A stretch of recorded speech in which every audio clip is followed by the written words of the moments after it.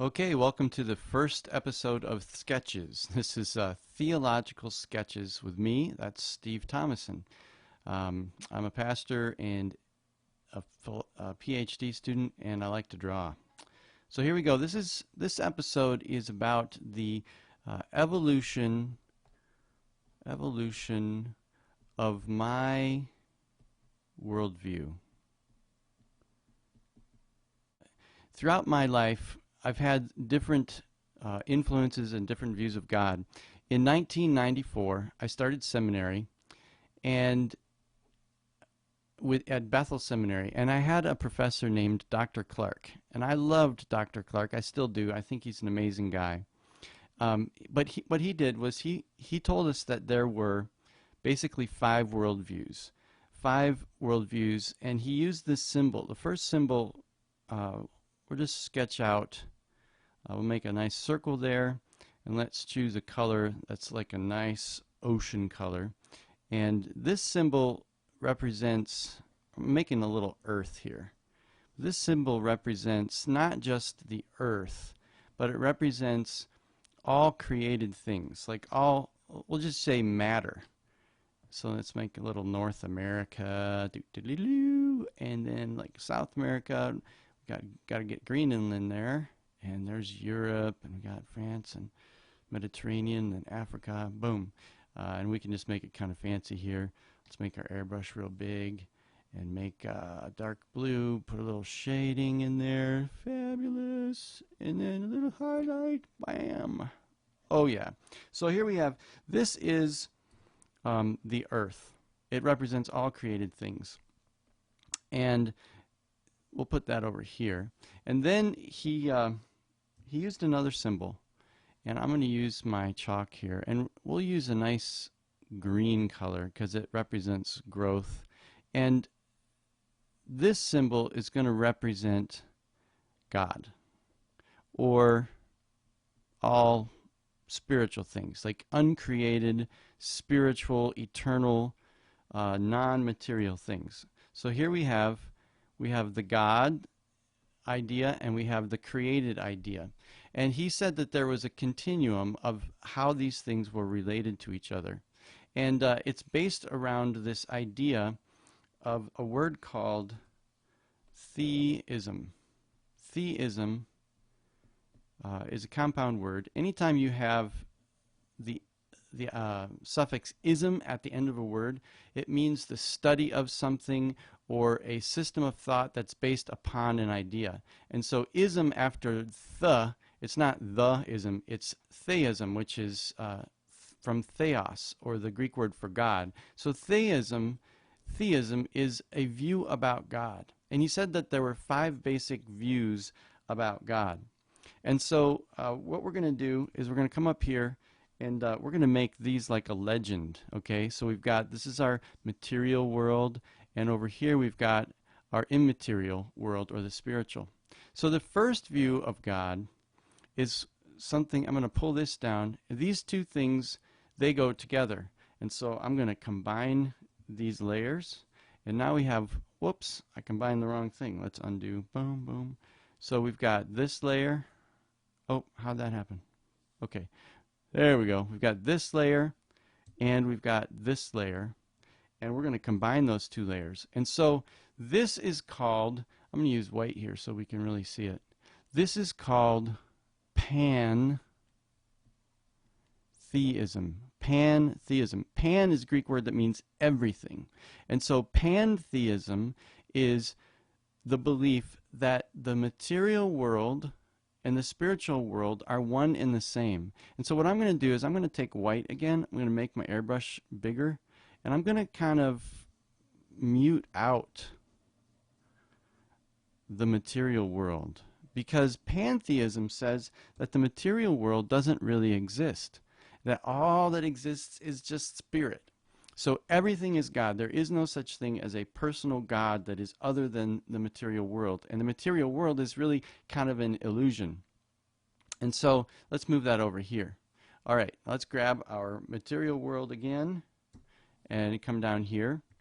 And we're going to grab our spiritual world, and we're going to bring it down here. Now this view of God, the second view of God, is what's called panentheism.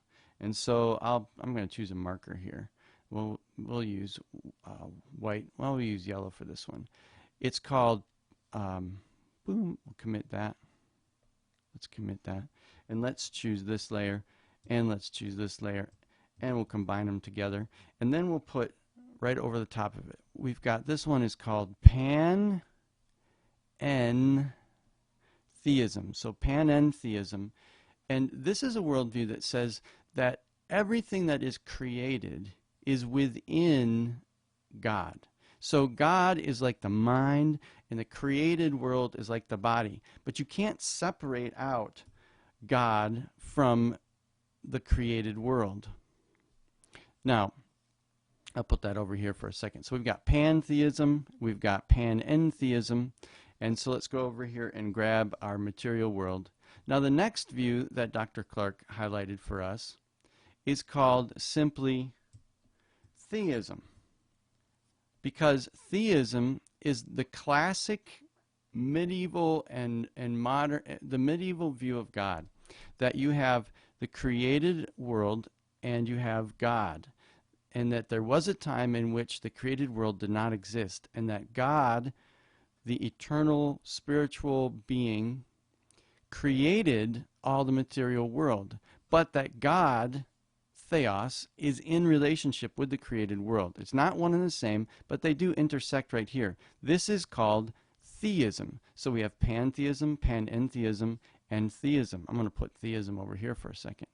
Now, the next view of God, we'll take our material world again, and we'll bring our spiritual world down. The next view of God is a little different.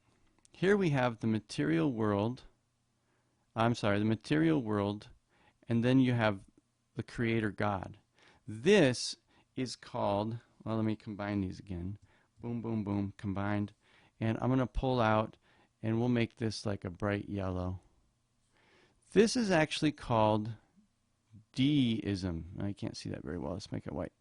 Deism. It's not theism at all.